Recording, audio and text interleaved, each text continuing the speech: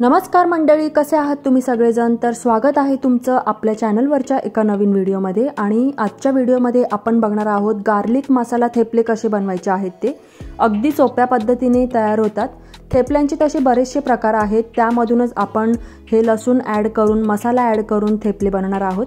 आणि हे थेपले 4 ते 5 दिवस आरामात टिकतात। आणि थेपले म्हटलं की चहा म्हणा, चटणी म्हणा, लोणचं म्हणा, कशाही सोबत ह्याचं कॉम्बिनेशन अगदी परफेक्ट मॅच होतं।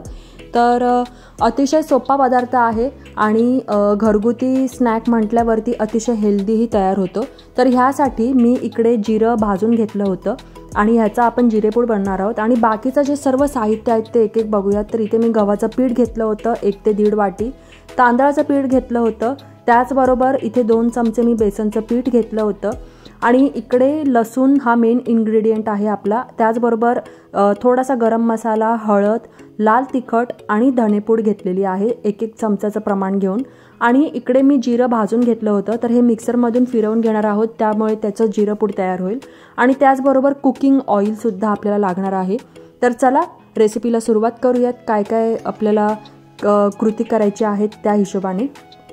तर सर्वात आधी भांड्यामध्ये गव्हाचं पीठ घेतलं होतं, त्यामध्ये बेसनचं पीठ ॲड केलं 2 चमचे, त्याचबरोबर इकडे 2 चमचे मी तांदळाचं पीठसुद्धा ॲड केलं। आणि सर्व घरगुती जे मसाले आहेत ते सुद्धा ॲड केले चवीनुसार। इकडे जिरंपूड आपलं तयार होतं, ते सुद्धा मी 1 ते 1.5 चमच्याचं प्रमाण घेतलं होतं, तर जिरंपूड ॲड केलेलं आहे।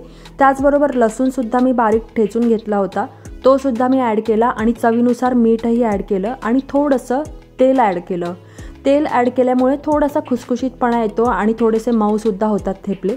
आता ह्यामध्ये तुम्हाला जर दही ॲड करायचं असेल तर तुम्ही दहीसुद्धा ॲड करू शकता, आणि ते ऑप्शनल आहे।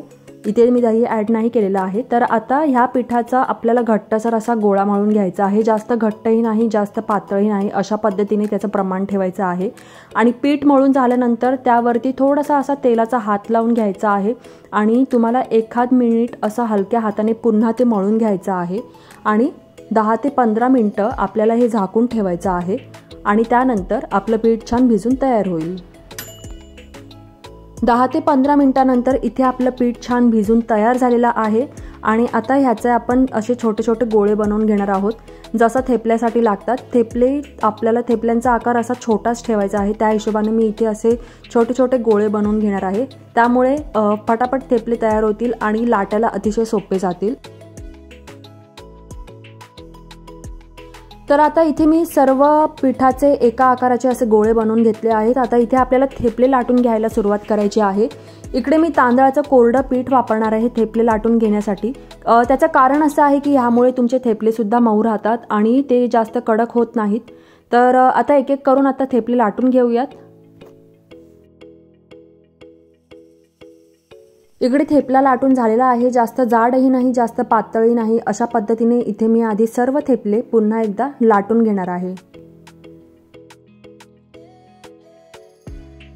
सर्व थेपले लाटून झालेले आहेत। आता इथे मी तवा गरम करायला ठेवला आहे आणि तवा छान तापल्यानंतर त्यावरती आधी 1 चमचा तेल मी अशा पद्धतीने पसरवून घेणार आहे, त्यामुळे थेपले छान भाजून तयार होतील।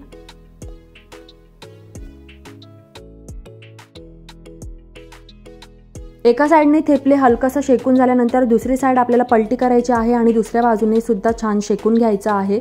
आणि थेपल्यावरती असे डाग आले पाहिजे, त्यामध्ये कच्चेपणा राहिला नाही पाहिजे। थेपले छान शेकून घेतले तर ते 4 ते 5 दिवस अगदी सहजपणे टिकतात। आणि थेपले शेकून घेत असताना त्यावरती शक्यतो तेलाचा वापर करा तुम्ही, तूप वापराल तर त्यांना वास येण्याची शक्यता असते। आता इथे एक एक करत सर्व थेपले मी बनवून घेतले आहेत, त्याचबरोबर ते शेकून सुद्धा झालेले आहेत। आणि तुम्ही थेपल्यांचा रंग सुद्धा बघू शकता। इथे आपले मसाला गार्लिक थेपले बनवून तयार आहेत। अतिशय सोपी रेसिपी होती आणि त्याचबरोबर पटकन तयार झाली। थेपले आधी सर्व आपल्याला थंड करून घ्यायचे आहेत, त्यानंतरच ते एका डब्यामध्ये मी भरून ठेवणार आहे, त्यामुळे ते 4 ते 5 दिवस अगदी सहजपणे टिकून राहतील।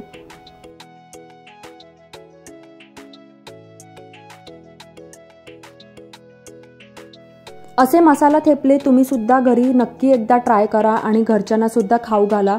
त्याचबरोबर हे थेपले चहासोबत किंवा चटणीसोबत, लोणच्यासोबत अतिशय उत्तम लागतात। आणि तुम्हाला जर थेपल्यांची रेसिपी आवडली असेल तर व्हिडिओला लाईक करायला विसरू नका। त्याचबरोबर चॅनलला सुद्धा नक्की सबस्क्राईब करा। अशाच काही नवीन रेसिपीसोबत पुढच्या व्हिडिओमध्ये पुन्हा भेटू। तोपर्यंत तुम्ही तुमची काळजी घ्या। बाय।